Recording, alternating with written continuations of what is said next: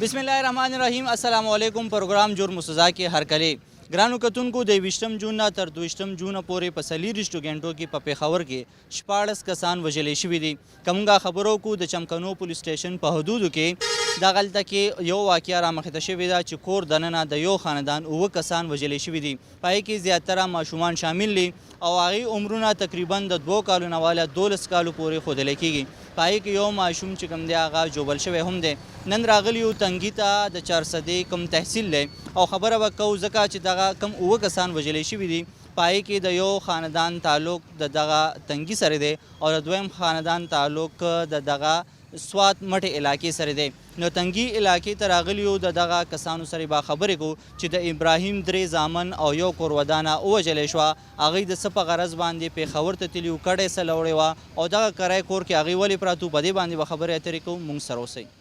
ګرانو کتونکو دا وخت زو د ابراهیم صاحب کور تاسو ته ښایو چې هغه دلته په تنګي کې ژوند تېرولو، د هغه دلته کې څنګه کور و، غریبي وه، د دغه یو کمرې کور به تاسو ته ښایو چې هغه دلته څومره په غریبۍ سره ژوند تېرولو او بیا دلته کې د دغه مزدورۍ په غرض باندې هغه لاړو پېښور ته. خو هغه څه خبرو چې په پېښور کې به هغه سره داسې افسوسناکه پیښه کېږي.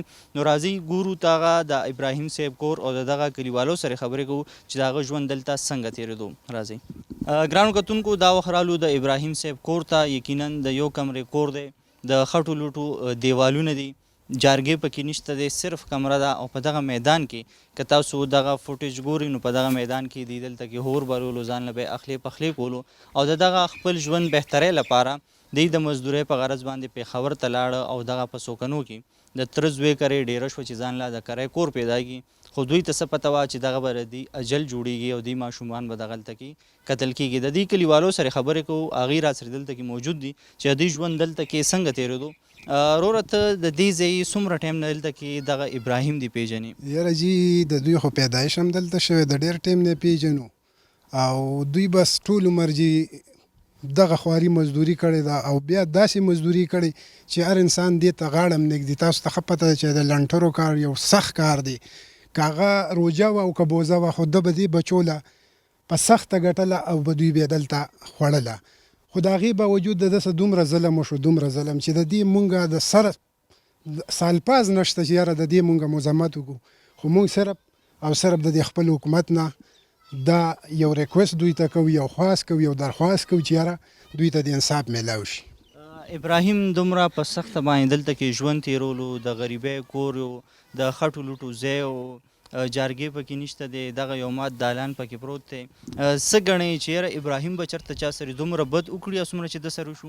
یاره جي نو دا خو سوال نه پیدا کېږي ځکه چې څه ووایم، یو بېوسه انسان او یو ملنګ انسان چې د هغه نور هر څه کې داسې یو ذهني دغه هم د هغه نن سبا ټیک نه دی په ایمان چې یو داسې صدمه هغه ته رسېدلې ده که نه چې دا دی بس څه به ووایو، داسې خو مسلمان نه کوي لکه د ده سجه شوې ده. داسې بې بدو سړی دی، دا خو موږ ویلی نه شو چې یاره چا څه به بد وکړي او یا یې کړي دي ځکه چې ټول عمر هغه د شرافت او د غریبۍ ژوند تېر کړی دی. دا وخت را سره د ابراهیم نور کلیواله هم موجود دی، هغوی سره به خبرې اترې کوم. ته د څومره ټایم نه دلته کې وخت تېری او ابراهیم د څومره ټایم نه پېژنې؟ یاره موږ د ډېر وخت نه وخت تېرو دلته او د ابراهیم موږ ډېر ښه پېژنو. دا انتهایي غریب دی، د ده هېڅ وس داس نه کېږي. د پېښوره پورې د ده کرایي به هم د ده سره نه دی، چا نه به راخلي چیزي او د دا بچي چې دي نه بولي دا سپېرې مجبورۍ نه بولي. دغه کور یې دی، هېڅ یې نشته، نه پټی شته نه جایداد شته دی، صرف دغه دیاړي کوي او ماښام یې راوړي بس خوري، دغه روزګار یې دی او دا ډېر انتهایي غریب دی. حکومت له پکار ده چې د دې څه پوره امداد وکړي، مرسته ورسره وکړي. ولې چې د دا کور چې اوس جوړېږي دا به ډېر په دغه جوړېږي، زر نه جوړېږي او هېڅ څوک هم نشته، بېوسي ده بیخي، عجزه ده د خدای. دلته کې په کلي کې چېرته کې چا سره څه سپوره خبره چېرته یې په چا باندې غوسه کړې؟ نه د غوسې والا نه دی، دا انتهایي غریب دی، بیخي د هېڅ هم نه دی. ګرانو کتونکو یقینا د دغه ټول کلیوالی دا خبره کوي چې د هغه نه چېرته کې دلته کې چا سره جنګ جګړه شوې ده، نه چېرته کې چا سره ستغه سپوره خبره راغلې ده. خو دغه د خټو لوټو په دې کور کې ژوند تېرولو او هغه غوښتل چې خپل بچو باندې تعلیم وکړي، هغه بچي هغه لوی کړي او بیا د دغه خپل ژوند بدلولو هغه هڅه کوله او پېښور ته لاړ. د هغې نور کلیوالو سره به هم خبرې اترې کوو، ګورو به چې د هغې ژوند باره کې موږ نور هم معلومات را دلته کې ترلاسه کړو چې دلته کې د هغه ژوند څنګه تېرېدو او بیا د دغه خټو لوټو کور ته څنګه راغلی او په دې باندې به خبرې کوو. د هغې نور کلیواله هم راسره موجود دي. ځوانه ته د څومره ټایم نه دغه ابراهیم پیژنې؟ جی زما خو تقریبا 29-30 سال عمر دی چې په ښه بد پیشه یم. ابراهیم همدلته ژوند کوي او د تقریبا 26-27 سال نه زه پیژنم. صحیح. دلته کې څنګه ژوند تېرولو؟ د هغه د بچو د مستقبل لپاره څومره پریشان و؟ سکولونه یې ویل؟ جی بالکل. دلته که هر څنګه وجي دا کلی دی، زمونږ د دې کلي دا سیسټم داسې دی چې د یو بل سره منډه ترړه لاس یو بل له ورکوي خلک. د ښاري ژوند او د کلي په ژوند کې ډېر زیات فرق. دلته ښه ښکلی وخت د مطلب دا د پیسو په لحاظ سره نه ویم، د کلي او د کلیوالۍ په لحاظ سره ویم. بچي یې شکر دی دا کم چې وفات شو. دلته کې مدرسه وه، مازدیګر کې به مدرسې ته تلل، دا مخامخ سکول و، سهار کې به دلته سکول ته راتلل. خو چونکې وخت تېرېدو سره بیا اخراجات سیوا شي او څه ګرانۍ راشي، نو مجبوري دا وه چې مشر زوی م ورسره کومک کوو، بیا دا کشر لږ خدای رالوي کو د م ورسره کومک کوو. زیاتره به دې مطلب میاشت یوه نیمه دا پېښور کې کار کوو، هغې نه پس په یوه شپې نیمې دې کور ته واپس راغلو. همداسې دا ژوند تېرېدو. خو لکه داسې څه امید نه و، لکه په خپل ایماندارۍ سره راغلي او خپله مزدوري یې کوله. خو لکه کاروبار او مزدورۍ کې په نن سبا وخت کې به ته په 500-600 روپۍ دیاړۍ کې ته خپل بچو له کپړې وکړې، ته به ورله رزق راوړې، ته به د هغې نور څه خواهشات پوره کړې. داسې یو مجبوره پلار چې هغه بس دې ته باقي جوړ شو چې زه لاړ شم پېښور ته د خپل بچیم چې صرف د دې دپاره چې ما ته د تګ راتګ دا کرایي بچت شي. په دې ګرانۍ کې دا کرایي بچت کول هم د هغه دپاره یو نعمت و. د دې صرف په دې مقصد باندې دی مطلب لاړ پېښور ته. هلته کوشش یې دا و چې زه د خپلو بچو له لکه ښه سهولیات نور هم ورکړم په دې خپل وجود باندې. لکه نور څه کاروبار خو نو هغه دغه 8 یا 10 دن دوی سره صرف په دغه کې تېرې شو چې دوی له زه کور ګورم. هغه داسې کور وکتل شو، داسې ظالمانو داسې کور وکتل چې بس د هغې موږ سره الفاظ نشته چې موږ بیان کړو. د کلي والا دا وخت څه سچویشن دی؟ هغې څه وایي چې یاره مونږ څه لایحه عمل جوړو چې دلته کې دغه ابراهیم سره ودرېږي او دلته د انصاف ورکولو یو کوشش وکړي؟ یاره شکر د الله او انشاءالله پرون چې کوم احتجاج شوی دی او د موږ د کلي والا چې کوم جذبات او ایموشنز دغه دي نو هغې نه ډېر خوشحاله یم او انشاءالله دا زمونږ وعده ده او چې په ده سره په هر فورم په هر لیول باندې مونږ ودرېږو. وختي خبره وشوله چې یاره وزیر اعلی صاحب نوټس اخیستی دی، نو دا موږ دا نوټس یې څنګه چې هغه مشره خبرې وکړه ډېرو نوټس یې واخیستلی شولې او ډېر قراردادونه، خو هغه هېڅ څه پته ونه لګي قیصه ختمه شي. موږ صرف ایکشن غواړو او وزیر اعلی صاحب ته وایو چې صاحبه نن دې ګاونډي دی، خبره دې درشل ته راغلې ده، که نن دې دا خبره په دې ځای سټاپ نه کړه، د دې غریب سره ونه درېدې، خدا نه خواسته سبا به ستا کور ته هم دا قیصه دردنه کېږي. نو ریکویسټ کوو، سوال کوو چې بس کوئ راپاسئ، په دې مسلمانانو په دې غریبانانو نو تجربات مه کوئ. پښتانه وایي زه وایم چې بیخي قیصه یې ختمه ده، خو ولې زموږ د تپوس دومره څوک نشته؟ وزیر اعلی صاحب نن دا ستا ګاونډي دی، تا ته ما ووایي که نه چې په درشل دې راغلي، که نن دې دلته کې د دې تدارک ونه کړو نو سبا به ستا په کور کې هم دن نه. سبا به خدای دې نه کړي هر یو کور د ابراهیم کوري، هر یو ماشوم به شهید وي، د تپوس به څوک نه.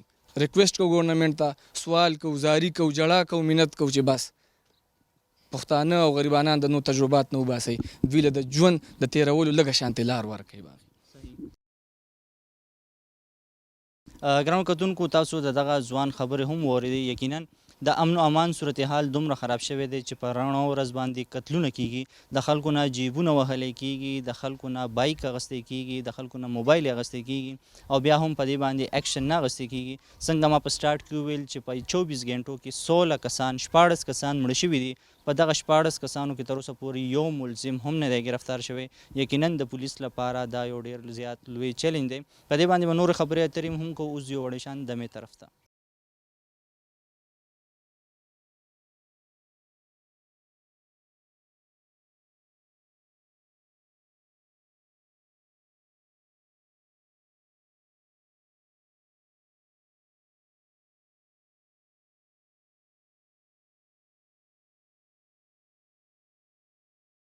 ګرانو کتونکو، دا وخت را سره د کلي یو بل مشر موجود دی، هغې سره به خبرې اترې کوو د ابراهیم حوالې سره. حاجي صاحب، تاسو د څومره ټایم نه دلته کې ژوند تېروئ؟ د ابراهیم مشرانو تاسو پېژنده؟ اعوذ بالله من الشیطان الرجیم بسم الله الرحمن الرحیم. اول نه زه ستاسو شکریا ادا کوم چې د غریب وطن ته رالی او زمونږ د غریبانانو تاسو میډیا والا مونږ له رالی او زمونږ د کم وقوه چې مونږ ته مخې ته راغلی ده چې دا تاسو مخ په وړاندې بوځئ نو مونږ د دې شکریا ادا کوو چې تاسو مونږ ته دلته رالی. زه جی د دې تور خټې ما د دې تور خټ اوسېدونکی زما د پلار نیکه پیدایش هم د دې تور خټ دی. زما جاوید نوم دی او انشاءالله د ټول علاقه کې مې خلک پیژني.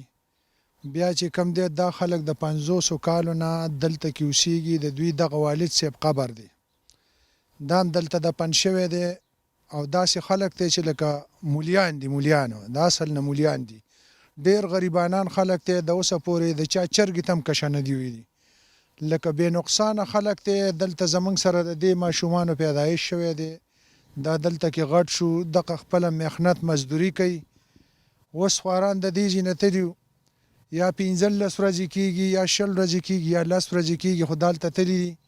په یو کور کې اوسېده هغې کې اوبه نه وې د هغه کور نه د تره زوی ته یې ویلي چې موږ ځان له د کرایه کور ګورو د کور کې اوبه نشته دی موږ به تاسو سره پاتې کېږو.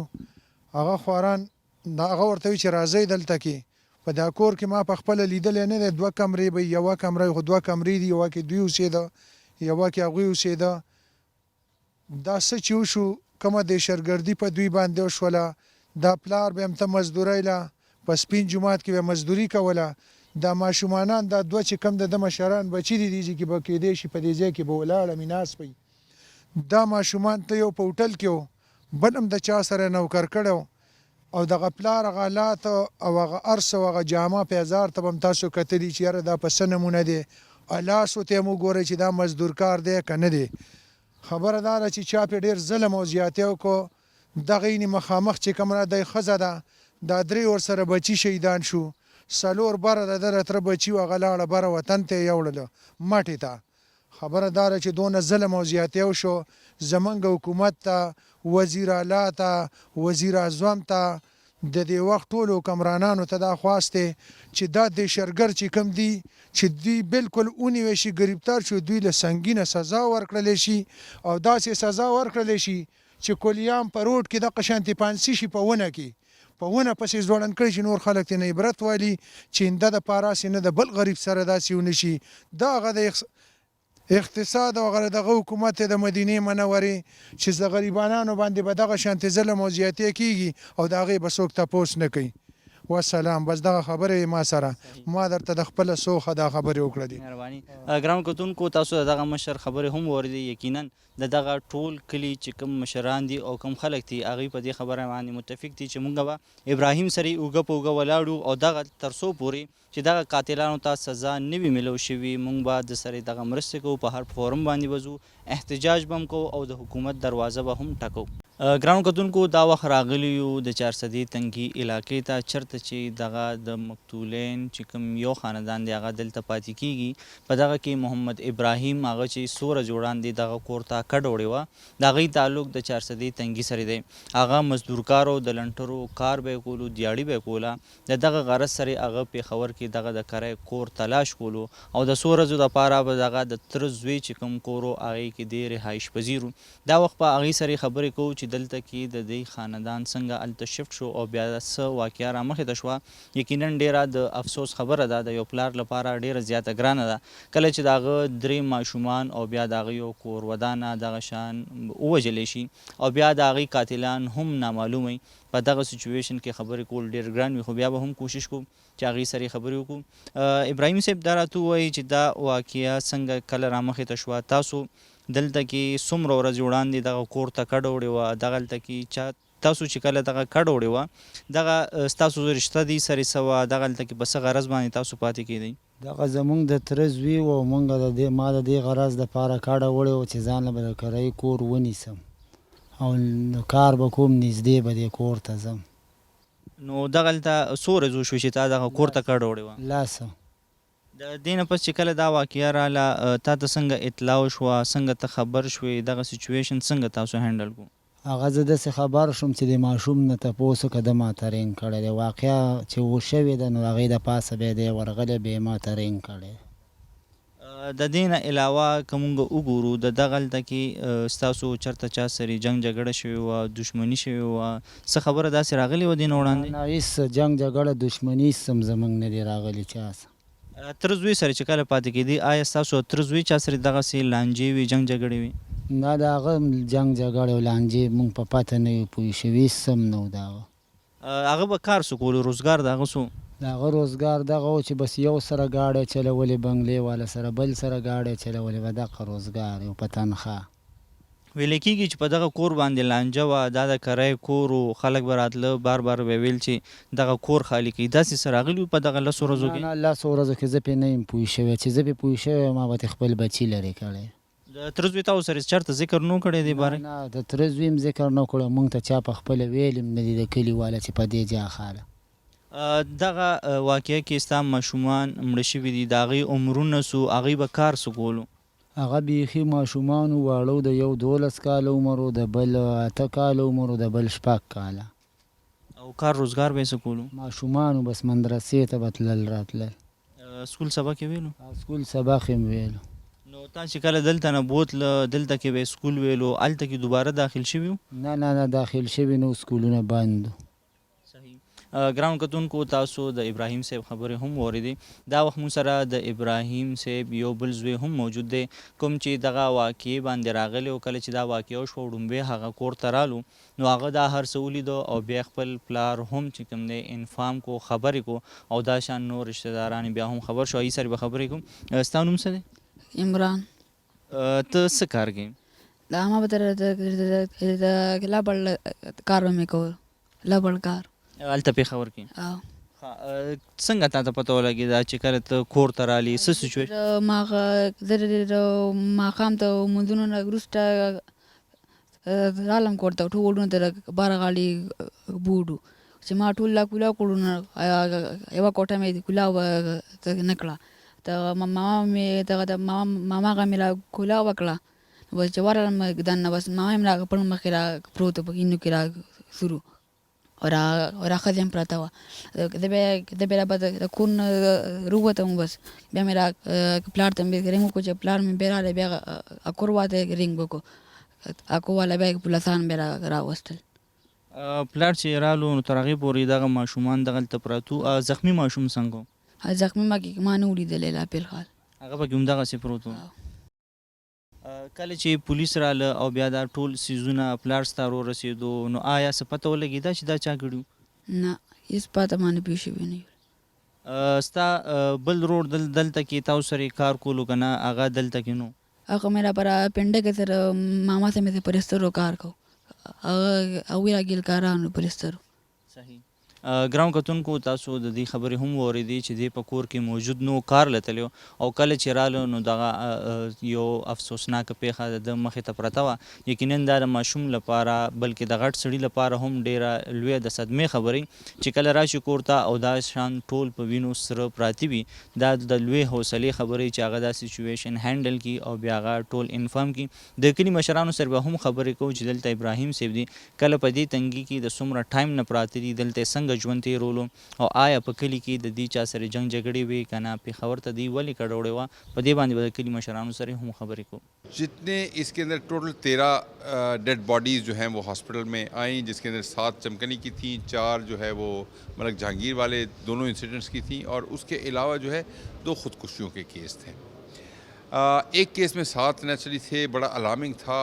اور حکومت بھی اور پولیس کی لیڈرشپ بھی سب کنسرن تھے اس کے اندر ہماری جو پیش رفت ہے وہ الحمدللہ اگلے آپ کو 24 سے 48 گھنٹے میں ہم آپ کو پورا کیس کی تفصیلات بتا دیں گے سی سی پشار کو میں کہوں گا کہ وہ پورے کیس کی تفصیلات کو بتا دیں ملک جہانگیر والا کیس دشمنی کی بنیاد پہ ہے اس میں آئیڈینٹیفائڈ لوگ ہیں نامینیٹڈ لوگ ہیں اور ان کی گرفتاری کے لیے بھی بات کی جا رہی ہے مگر میں سمجھتا ہوں کہ یہ 11 یا 13 یہ سمپٹومیٹک بات ہوگی میں ایز آئی جی میں ان کے بارے میں بات نہ کروں اس طرح کی بات تو شاید کوئی لوور فارمیشن لیول پہ کرے ایز آئی جی میرا کام یہ ہے کہ اس بیماری کو اس ایلمنٹ کو اس پرابلم کو آئیڈینٹیفائی کروں اور اس کو آئیڈینٹیفائی کرنے کے بعد اس کے ریمیڈیل میجرز میں دیکھوں آئیڈینٹیفائی جو میں نے کیا اس کے اندر پرانی دشمنیاں عداوتیں معاشرے کے اندر عدم برداشت،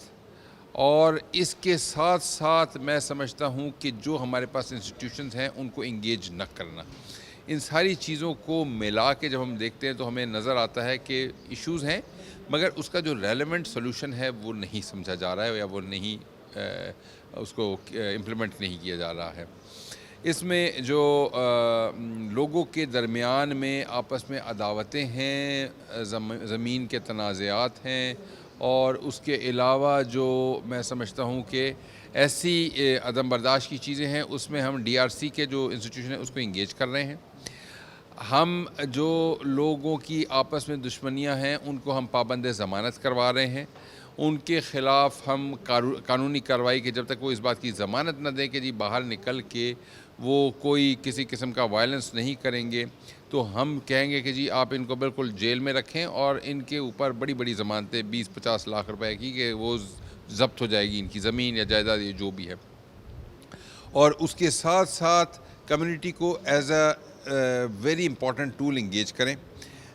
جہاں جہاں جس لیول پہ جس اینگل سے ہم سمجھتے ہیں کہ ایجوکیٹ کر سکتے ہیں کمیونٹی کو، چاہے وہ مسجد کا ممبر ہے، چاہے وہ اسکول کا مدرسے کی کوئی کمرہ ہے، استاد کی کوئی بیٹھک ہے، حجرہ ہے، پولیس کا کوئی ویٹنگ روم ہے، ہر جگہ سے ہم انگیج کریں گے. اور انگیج کرنے کے بعد کوشش کریں گے کہ لوگوں کو ہم ایجوکیٹ بھی کریں، کیونکہ بنیادی طور پہ یہ ٹیررزم تو نہیں ہے، یہ کرائم ہے، اور کرائم ایک سوشل فینومینا ہے. اور اس سوشل فینومینا کے لیے ہمیں سوشل ٹولز یوز کرنے پڑیں گے. سوشل فینومینا ہے ان ایکسیپٹیبل، سوشل فینومینا ہے ناٹ ایکسیپٹیبل. ان ایکسیپٹیبل سوشل فینومینا کو ہمیں ختم کرنے کے لیے سوشل ٹولز یوز کرنے پڑیں گے. اور اس کے ساتھ ساتھ جو اتھارٹی قانون نے اختیار دیا ہوا ہے پولیس کو، اس کو استعمال کرتے ہوئے معاشرے کو ہم کوشش کریں گے کہ ذرا ایک بہتر ڈگر پہ لے جا سکیں.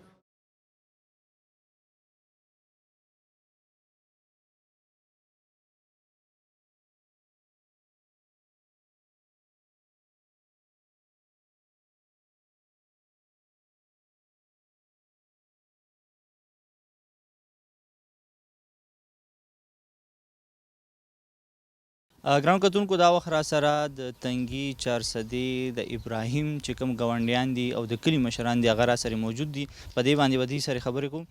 کاکا ستاسو څه نوم دی او د څومره ټایم نه دلته کې تاسو ژوند تېروئ؟ زما جی خیسته رحمان نوم دی او مونږ د پیدایش نه په دې ځای کې اوسېږو.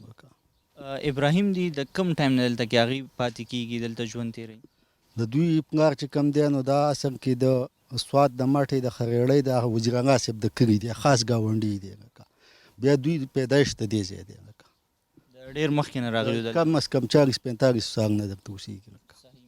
د دې مشران او دوی دلته کې څنګه رالوي شوي دي؟ په دې علاقه کې دوی ژوند څنګه کولو؟ آیا چېرته چا سره جنګ جګړې راغلې وې؟ نه جي دوی بس ټول عمر بس دغه خواري مزدوري کړې، څه ځمکې او یا څه کاروبار یې نشته دی، او ټول عمر یې بس خواري مزدوري او دغه د دیاړي میاړي بس دغه یې کړي دي. غنټرو کار د ډېر وخت نه په پېښور کې د غنټرو کار کوم.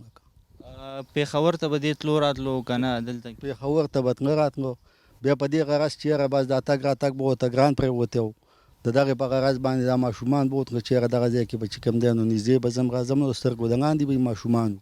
په دغه سوچ باندې دوی د دې ځای نه لاړل. د کلي علاقې خلک په دې پیښه باندې څومره خفه دي چې دلته کې دا دومره غټه واقعه وشوه او دومره بیا شریفانان خلکو سره داسې کېږي، قاتلان هم نه دي معلوم؟ د کلي علاقې خو چې څومره دا خلک دی پرون احتجاج کړی د تنګي د ختم نبوت چوکه پورې ښه په غټه سطح باندې راوتي وو.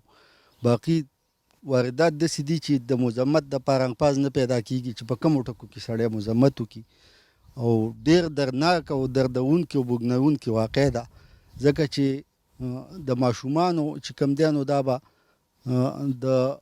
د کفارو په جنګ کې هم پیغمبر علیه السلام اصحابو ته تلقین ورکو چې به ماشومان او زنانه او بوډاګان دا به په جنګ کې چې کوم دی نو دا به بري وو، دوی ته به څه نه وو.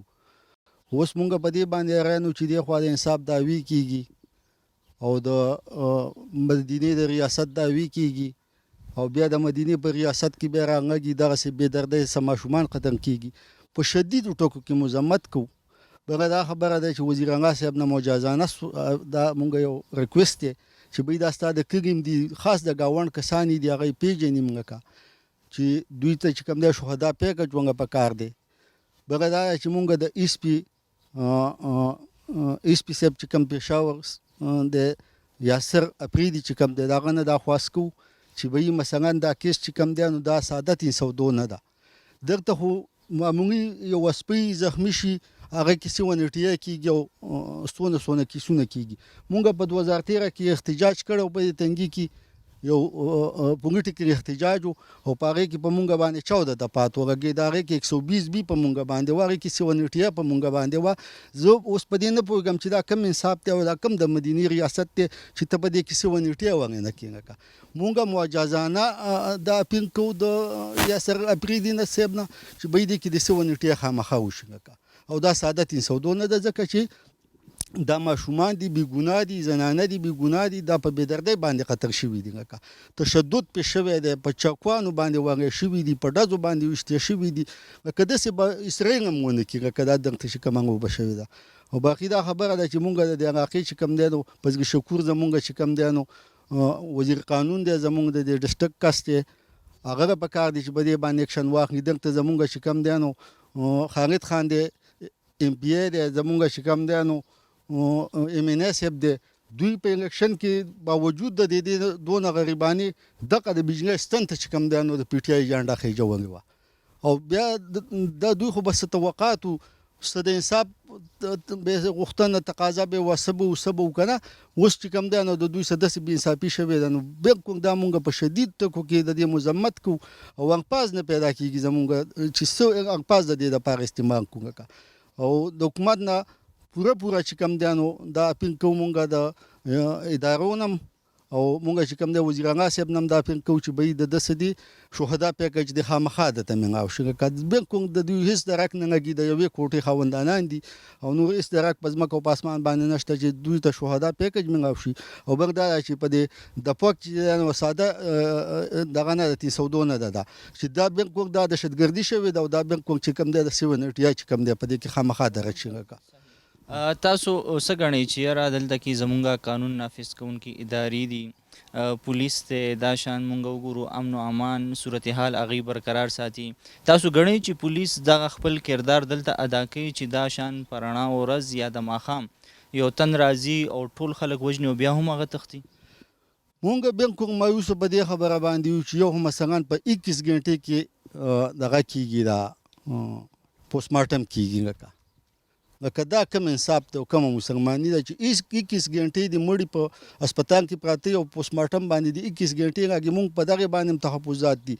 زمونږ د پولیس چې کمی پیار دی په دې باندې زمونږ تحفظات دي او بلکل مونږ د دې نه هیڅ قسمه مطمئن نه یو.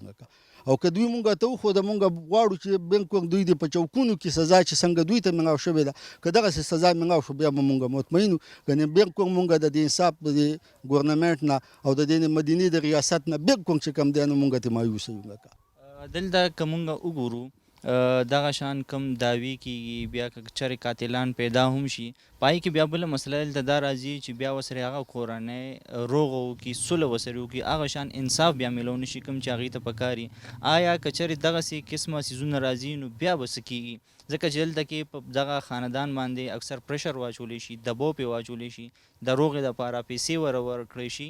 بیا به په دې کې څه سچویشن وي؟ که چېرې حکومت دلته کې شهدا پیکج دې ته ورکوي، دې سره امداد کوي او بیا دغه قاتلان راځي او بیا هم دې سره روغه کېږي، د هغې او بیا ریزلټ څه وي، د هغې نتیجې او بیا څه وي؟ نو که اوس دا پیسې خوښوي نو هغې څه خو بیا چې کوم دی نو قوم په دې کې هېڅ هم نشي کولی. که څوک په ده باندې زبردستي کوي د هغې دپاره دا ټول قوم د ده څه ولاړ دی او هېڅ قسمه دغه به مونږ برداشت نه کړو چې په ده باندې د څوک دباو یا پریشر راولي او هغې ته مونږ تیار نه یو چې هغه دی په څوک پریشرایز کړي او لکه دی د څوک په پریشر باندې چې کوم دی په ده باندې جوړه وکړي. او که اوس دا پیسې داسې یو شی دی که دی په خپله طبع باندې خوښوي نو هغه بیا داسې یو شی چې هغې کې به مونږ څه وکړو ته به څه وکړو. په پوره کلی د سره په ننګ او په غیرت ولاړ دی. بلکل ټول علاقه ورسه ولاړه ده. پرون چې کوم دی په دغه باندې شته دی په سوشل میډیا باندې شته دی. پرون خو غټ احتجاج ورسه شوی دی. سبا بیا چې کوم دی که مونږ د ګورنمنټ نه مطمئنه نه کړو په دې نن ورځ کې او بلکل چې زمونږ کومې غوښتنې دي چې مونږ 7 دفعه غواړو او مونږ د دوی دپاره شهدا پیکج غواړو، که دا ملاو نه شو نو مونږ دا احتجاج چې کوم دی دا مونږ اسمبلۍ پورې غځوو او اوږدوو او نه یې پرېږدو. د دې نه مونږ هېڅ قسمه نه شاته کېږو او مونږ چې کوم دی سبا چې کوم دی نو بیا چې کوم دی نو دا ټول هغه قبر وزي د دغه نه زیات خلک بروزي او دا احتجاج به زمونږ جاریږي. وزیر اعلی صاحب خو نوټس هم اخیستی نو وزیر اعلی پرون مونږ چې کوم دی نو هغه په نوټس کې دا خبره مخ پر ځاني چې کوم دی میډیا ته وی چې وزیر اعلی صاحب د خدای نه ویریږي گاونډین دي او بنکوم چې کوم دی نو دی باندې نوټس واخله.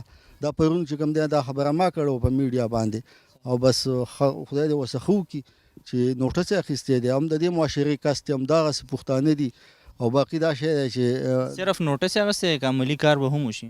نو اوس عملي چې کوم دی نو مونږ ته به اقدام چې کوم دی نو حقیقت به ښیي چې هغه اقدام څه دي که نه نوټس خو چې کوم دی نو داسې نوټس یو قرارداد دی دا خو بې انتها چې کوم دی نو د ردۍ ټوکرۍ ته ځي دنیا قرارداد پاس شي د ردۍ ټوکرۍ ته داسې تفتیشي ټیم جوړ شي هغه چې کوم دی نو هېڅ تفتیش ونه شي او هغه بیا د ردۍ ټوکرۍ ته ځي نو که دغسې کار نو بس په دغې باندې مونږ نه مطمئن کیږو مونږ چې کوم دی څوک په ګپ باندې نشي دوکه کولی. دیکھیں میں نے آپ لوگوں سے پہلے بھی بات کی اور میں نے ان سے یہ کہا کہ پہلا کام ہے پریونشن, دوسرا کام ہے ڈیٹیکشن اور تیسرا کام ہے کنوکشن.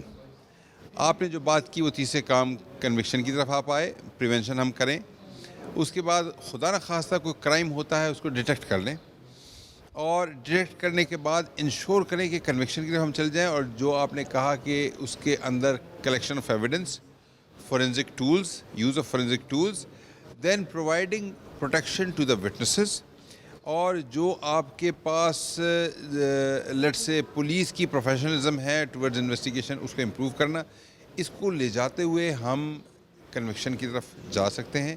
اور معاشرے کے اندر کنوکشن جو ہے وہ سمجھتا ہوں میں کہ یہ واحد ڈیٹرنس ہے جہاں لوگوں کو پتہ چلے کہ جرم کے بعد سزا فوری بھی ہے اور یقینی بھی ہے, اور سزا قانون کے مطابق, بغیر قانون کے سزا نہیں. میں اس کو سزا دینے کا اختیار نہیں ہے, سزا دینے کا اختیار اس عدالت کو ہے جس کے سامنے میں پیش کروں گا بمائے گواہان کے, بمائے ثبوتوں کے, بمائے اس تمام فورینزک لنک کے جو کہ الٹیمیٹلی کنوکٹ کرتا ہے اس کو.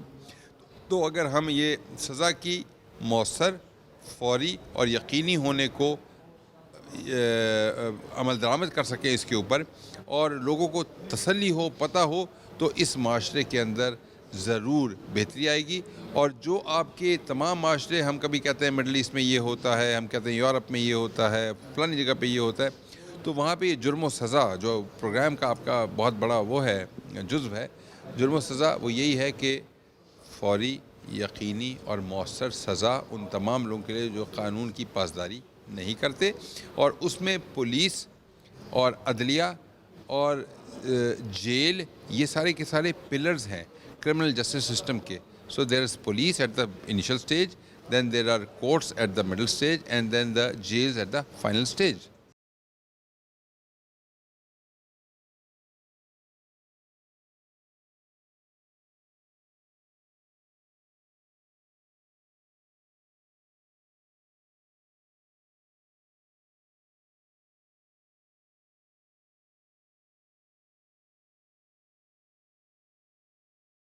ګران کتونکو پروګرام کې یو ځل بیا هرکلی موجود یو د تنګي کې دلته کې د ابراهیم صاحب چې کوم دغه پیښه ورسره شوې ده د هغه ماشومان او د هغه کور ودانه وژلې شوې ده په سوکنو کې راغلي یو د هغوی خاندان سره خبرې کوو. دا وخت مونږ سره د ابراهیم صاحب مشر زوی کامران موجود دی کوم چې په پنډۍ کې کار کوي, هغوی سره به خبرې اترې کوو. تاسو د څومره ټایم نه پنډۍ کې کار کولو, د څومره ټایم نه هلته پنډۍ ته تللی؟ 8 میاشتې کېږي چې دلته تللی وم, ماماګانو سره مې پنډۍ کې کار کوم. څه کار به دې کولو؟ پلیسترو. ستا ماماګان هلته د څومره ټایم نه پلیسترو کار کوي؟ د ډېر وخت نه کوي, 15 کاله به کېږي. کله چې ته لاړې هلته کې تا کاروبار کولو, کشران وروڼه یې دلته وو, تا ته څنګه اطلاع میلاو شوه؟ ته بیا څه ټایم راورسېدې؟ د دې نه 2 ورځې مخکې راغلی وم, بیا لاړم. بیا ماسخوتن 12 بجې وې, جوړ تره مې رنګ وکړو دلته کې ماماګانو ته, بیا ماته اطلاع میلاو. دغه ستا 3 وروڼه دي, په دغه وروڼو کې کم ورور سره ستا ډېر زیات ښه تعلق و چې هغه سره به تا ګپ شپ لګولو, خبرې به دې کولې, هغه سره دې مینه زیاته وه؟ ټول یو شان دي, یو شان څه مینه. په کور کې اوس یقینا دی ډېره د غم ماحول به وي, د خفګان ماحول دی, څه محسوسیږي کور کې ماحول ته څنګه ګورې؟ د حکومت نه به څه مطالبه کوې؟ بیا ماحول داسې ګورو, بس سنشته اوس یا خفه هم یو ډېر او دغه ده حکومت نه کوي چې انصاف میلاو شي پوره صحیح ګرانو کتونکو د کامران خبرې تاسو هم واورېدې د هغه د خبرو کولو هغه توان هم نشته چې هغه راشي او خبرې وکړي یقینا دغه په دې سچویشن کې چاله هم داسې خبرې کول هغه ډېر ګران کار وي خو بیا هم د دې خبرې تاسو واورېدې چې دغه کم سچویشن په دې باندې تېرېږي دا وخت 3 وروڼه او بیا ورسره یو مور دا په یو ځای باندې وژلی کېده ډېر ګران خبره ده سوچ هم څوک نشي کولی چې داسې پیښه رامخې ته شي خو بیا د کور کې هم د دې لپاره ډیر زیات مشکلات دي چې په کور کې یوازې اوسېده او دغه شان اوس دغه دوه وروڼه او یو پلار پاتې دي دوی به کور ساتي مزدوري به کوي کسب به کوي او بیا به که دغه د عدالتونو د کچرو چکرې وهي چې خپل وروڼو ته او خپل مور ته انصاف ورکړي دیکھیں جرم و سزا کا آپ کا جو بنیادی کانسیپٹ ہے آپ نے پروجیکٹ کیا کہ ایک کہیں پہ جرم ہوا اس کے اندر کیا معاشرے یا پولیس کے افراد نے اپنی ذمہ داریوں کی انجام دہی کی اور آخر میں جو معاشرتی مسائل ہیں جن کی وجہ سے ڈسٹارٹیڈ قسم کے ایکشنز آ جاتے ہیں جہاں پہ شعوری طور پہ یا لاشعوری طور پہ ایسے اقدامات ایک معاشرے کا فرد اٹھاتا ہے جس کی اس کو سزا ملتی ہے اور لوگوں کے لیے پھر یہ جرم و سزا کا جو پروگرام ہے وہ ایک سبق آموز پروگرام بن جاتا ہے کہ اگر اس طرح کا کام ہوگا تو اس طرح کا آپ کو پھر سزا بھی ملے گی اور اس طرح کی آپ کی زندگی ہوگی اور آپ یقین کریں کہ جو لوگ جیل میں چلے جاتے ہیں وہ ساری عمر اس بات پہ افسوس کا اظہار کرتے ہیں کہ ہم نے کیوں تھوڑا سا صبر نہیں کیا یا برداشت نہیں کیا یا عقل سے کام نہیں لیا یا ہمیں کوئی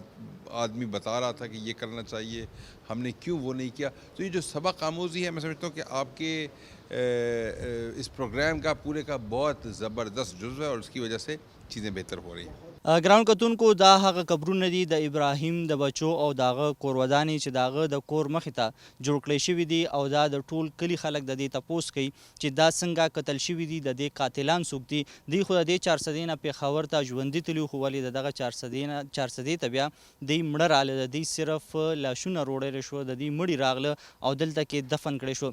یقینا دا د حکومت لپاره او د پولیس لپاره ډیر زیات لوی چیلنج دی چې په 24 غنټو کې 14 کسان مړه کیږي او بیا پای کې د یو قاتل یا ملزم نه گرفتاریږي. دا د حکومت لپاره ډیر زیات لوی چیلنج دی چې په رڼا ورځ باندې او د شپې دا شان خلک راځي قتل و غارت کیږي مړي کیږي او بیا د هغې تپوس کولو والا هم څوک نه. دا د حکومت لپاره سوچ پکار دی چې دلته کې په دې امن و امان صورتحال باندې هغوی زور راوړي پای باندې سوچ وکړي چې موږ له داسې څه ګامونه پورته کول پکار دي چې موږ دلته کې امن و امان دوباره بحال کړو ځکه چې ترهګرۍ دور خو لاړو هغه ناسور خو ختم شو خو دلته کې چې کوم دغه مجرمان دي د خلکو نه جیبونه وهي د خلکو نه پیسې اخلي د خلکو نه قلنګونه اخلي او بیا دا غریب دلته کې تنګۍ مړه کوي نو دا هم یو حکومت دپاره ډیر زیات لوی چیلنج دی. د پروګرام وخت سرته رسي اجازت به غواړو د الله پامان.